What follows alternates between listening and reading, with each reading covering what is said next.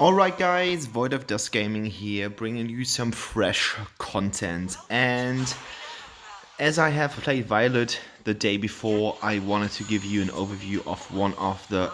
I think it's one of the oldest champions that you can actually get in the game. Like, I don't even know if there's someone older than him. Maybe Arthur or something like that. So I'm trying Mganga in the Platinum meta. That's where I am located at the moment. And I just had the feeling like let's try this greedy bastard and let's just see how he plays in the latest patch update, and let's just see if he can hold up to all the new heroes. Unfortunately, I have an old hero in the middle lane, which is Kali, and I don't think that you can actually tell something from that game in terms of all those Darcys and things around there. And we have a pretty rough start at the beginning. Arden tries to sneak into the enemy jungle and steal some kills here, or steal some buffs, but unfortunately he gets caught out and I could not save him. Like, there was nothing that I could do about it. And I just have the feeling that Mganga has a really rough start. He's more sort of a ramp hero, and you will see that in the continuing of the video.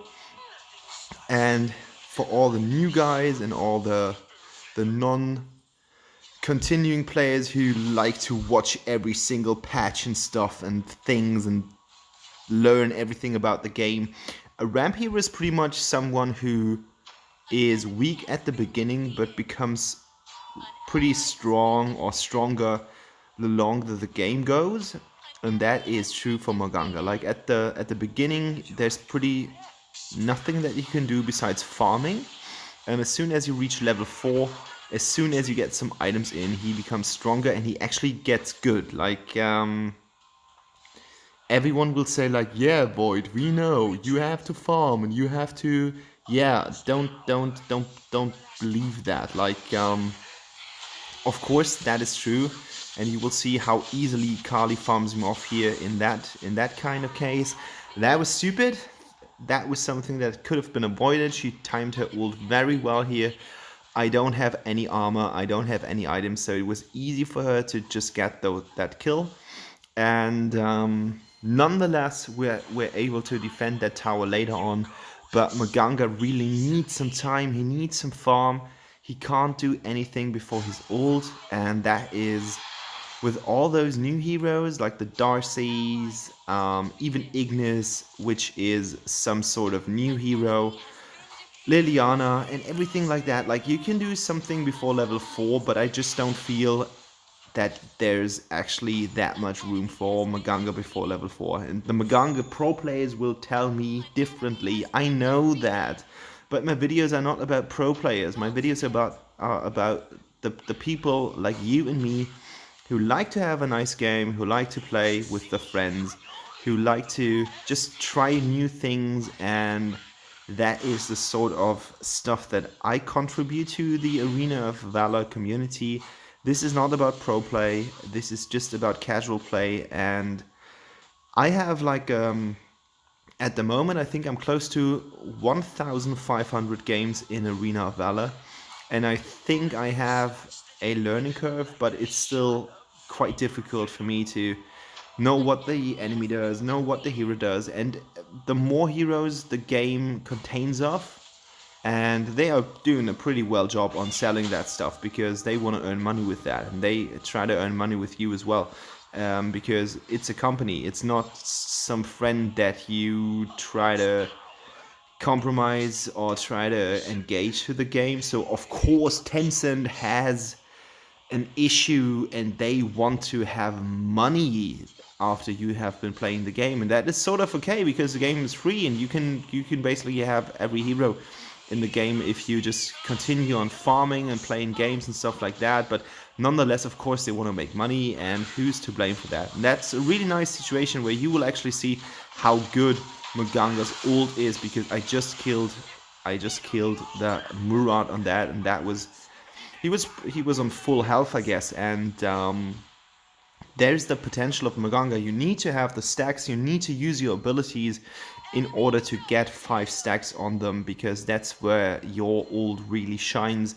And you will see later in the game that I heal up my friends as well. Like, you will have about 200, 250 health getting back on every ability that you use, especially your 2 is really good for that. So for the guys who don't know Mganga, Mganga is a hero that puts stacks on enemy heroes. That's what he does.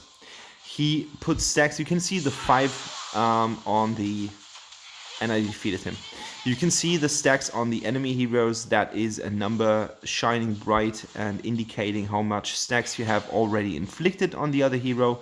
And your aim is to always get 5 stacks. And you can do that by using your skills. Every skill that you apply to an enemy will get them 1 stack, but also your auto attacks will cause some stuff on that as well. So you've got the 1, which is a template that you can lay down on the ground, as I have done here. And you will have your 2, which is basically just like this kind of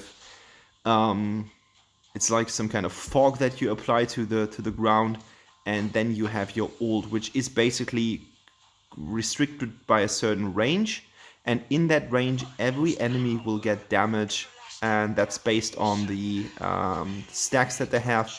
And on the other part, every single hero which is in your team will get some healing, and that's why he is so cool. You get the healing as well as the damage, and that's what makes him shine. But he's not a Darcy.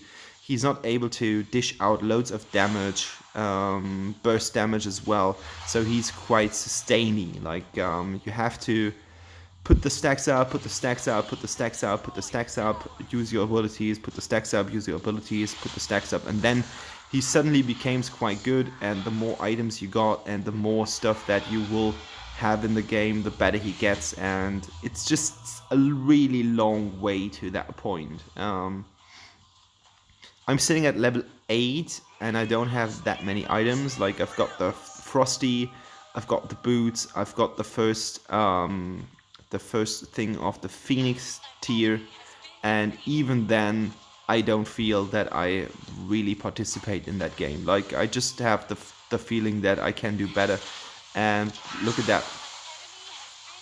That damage that was caused to Grug, I know that the Elsie was finishing Grug, but the main damage, finishing him off, that came from me.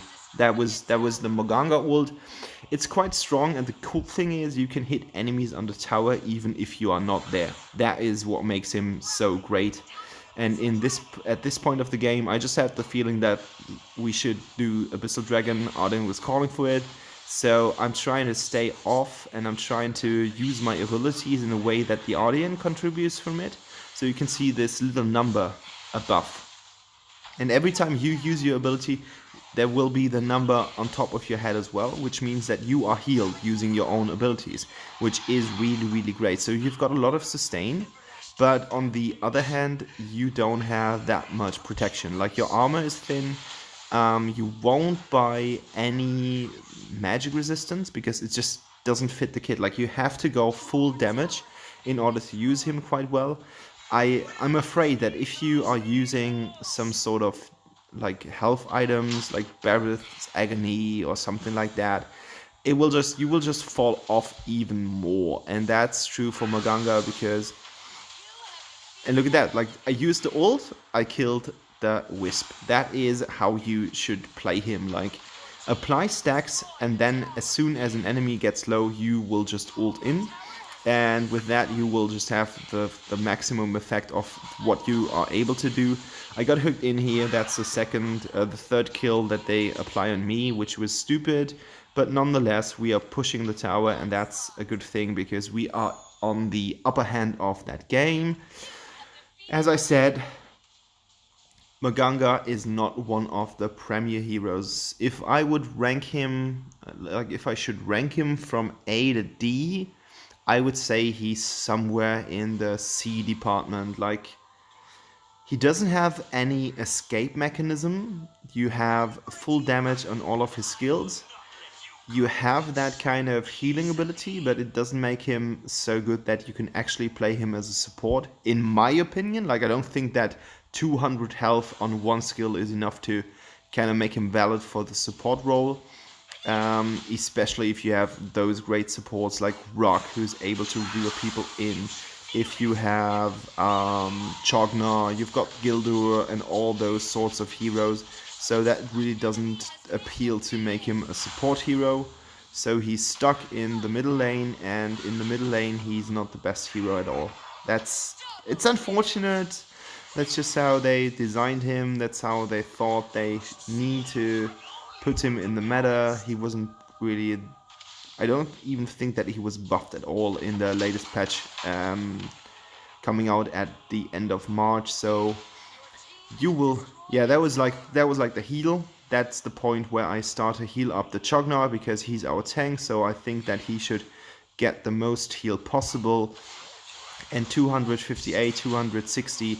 that is not that much. Like, Chogna has lots of more health, and I can't even spam those things. Like, yeah, 4 minutes, but what am I supposed to do? Like, walk behind Grog, walk behind Chogna, getting stuff in? That's not going to happen. Here I apply as many stacks as possible. That will cause me to retreat right now, trying to get something on the Emily, which worked quite well. We've got a really good Elsu in the match. He was able to pick up the Grog, which is a nuisance. Like, put it as you want, but Grog is always a nuisance. This hook is just putting so much psychological stuff to the game, where you are actually kind of hindered by Grog just being there. You don't want to be too near, you don't want to engage.